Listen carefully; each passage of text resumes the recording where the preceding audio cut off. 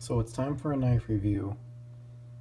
Now this is a review that I initially held off from doing because there were just so many reviews of this knife, but now after having it probably a year, I found this is definitely my favorite knife of all the different ones I have.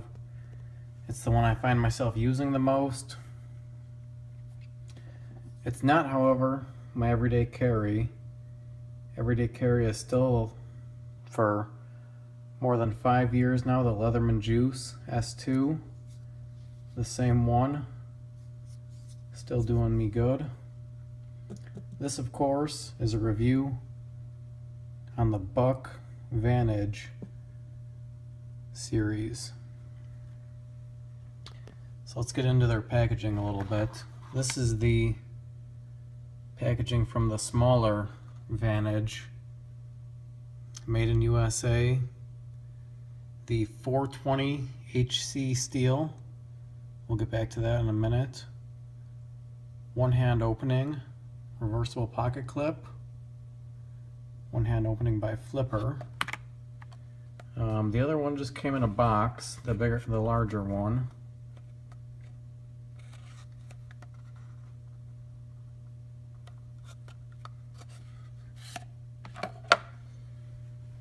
So anyway, why are these my favorite knives? Specifically the smaller one is my favorite. And reasons why, the first reason is the steel. The 420 HC steel is, in my opinion, the best. It gets sharp. It's really easy to sharpen. You can sharpen it super sharp, and it seems to hold its edge a lot better than other steels. The Kershaw Skyline here, I forget what steel this has, but whatever it is, it just dulls extremely easily, I've found. Whereas the 420 HC lasts a lot better. This is a Chinese knife, San Ren Mu, and it is, of course, the 8CR13 MOV, and that's a really good steel. I would put it really close to the 420 HC. It seems to do really well, but the 420 HC is definitely my favorite. Now the next big reason is I'm left-handed, so I need a knife that I can open with my left hand, and that really limits. A lot of them have the thumb stud but on the wrong side, so that really limits me to one like this with the axis lock. You could go Spyderco, but those are nice but have a disadvantage. Or you can go with a flipper. As you can see, they both flip out really nice, and I can do it with my left hand. And my other really big like of them is there's no real sharp or like tough edges on them. They're pretty smooth overall. This is a sweet knife, but as you can see, the edges are pretty angled and kind of sharp.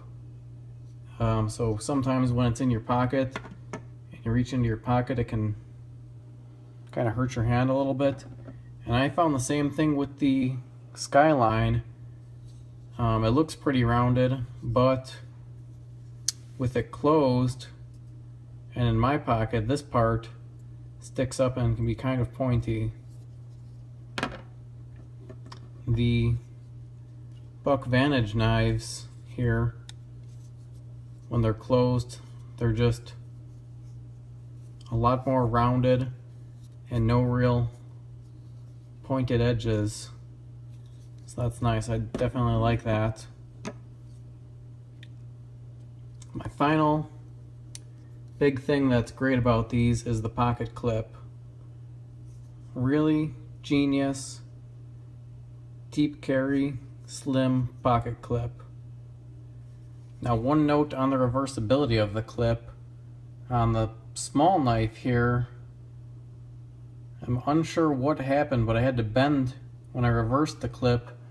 It had a big gap down here, and I had to bend it in to get it to sit flat, or sit together. The large knife, for some reason, didn't have that issue.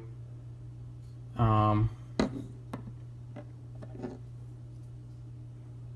I'm not really sure what that was about, but that's not going to keep me from giving them a positive review.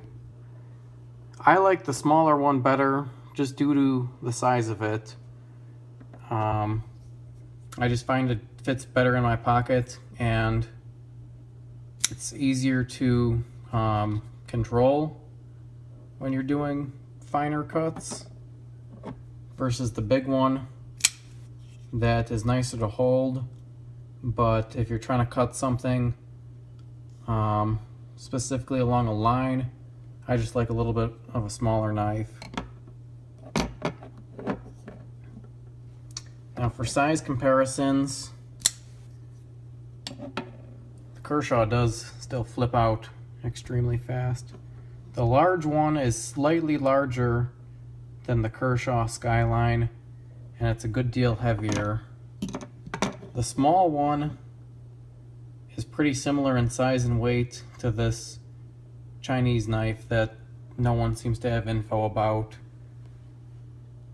A couple others to throw in to contention here. This is the Case Mini Blackhorn. Only slightly shorter, but much thinner handle and quite a bit trickier to hold with that much thinner handle. One more for the size mix, as mentioned earlier, Spyderco Delica 3. That one slightly smaller than the Kershaw and the Buck, the large Buck anyway, but slightly bigger than the small Buck. Very light design on that one. However, price point on the Spyderco knives is pretty ridiculous, which brings me to my final great point about these Buck knives. This one's around 20 and this one's around 25, and that's quite a reasonable price point.